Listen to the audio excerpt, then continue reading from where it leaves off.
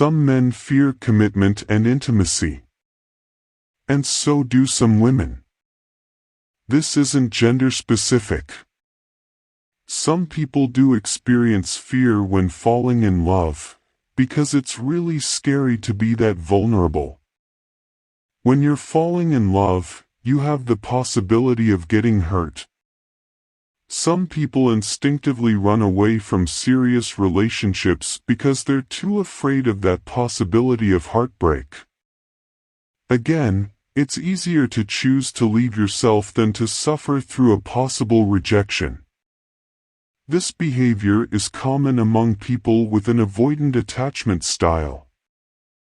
Your attachment style is your way of behaving in relationships, and it's shaped based on your earliest interactions with your first caregivers. More on that here. The three main adult attachment styles are secure attachment. You can easily love and be loved by others. Anxious attachment style. You tend to need a lot of attention and validation to feel love. And avoidant attachment style. You tend to need a lot of space and can feel suffocated in relationships.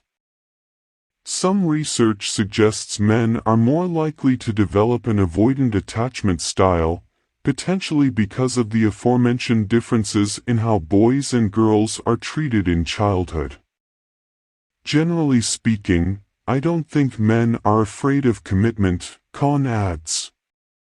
One could argue that because masculinity can be associated with not being vulnerable, and commitment and intimacy involve vulnerability, that some men may appear or experience fear or resistance to commitment. Men aren't encouraged to engage with their feelings. It's not true that men don't talk about their emotions, Kahn says. That's just another stereotype we have, and unfortunately it becomes a bit of a self-fulfilling prophecy. As a therapist, I talk to men all the time about their emotions, he explains. With that said, a lot of the men I've worked with communicate feeling pressure or being socialized to avoid talking about sadness, emotional pain, relationship or emotional hardship, vulnerability, and any emotions they have internalized as weak. If you're with a man who struggles to talk about his emotions, be gentle and encouraging with him. Ask him questions that help him open up, and express gratitude when he does, even if his feelings are difficult for you to hear. Give him positive reinforcement when he does talk about his feelings so that he knows he's safe with you. Lack of communication can ruin a relationship, so this is definitely an area to work on for any couples in which talking about feelings is difficult. Here are a few ways to boost emotional intelligence. Men don't know what women want. But here's the thing, nobody knows what anybody wants, unless they get told directly.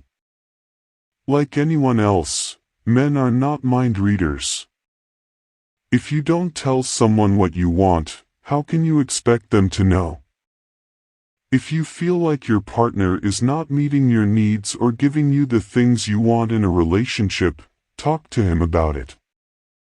It's very well possible that he doesn't know what your expectations or desires are, and a conversation about it can make all the difference.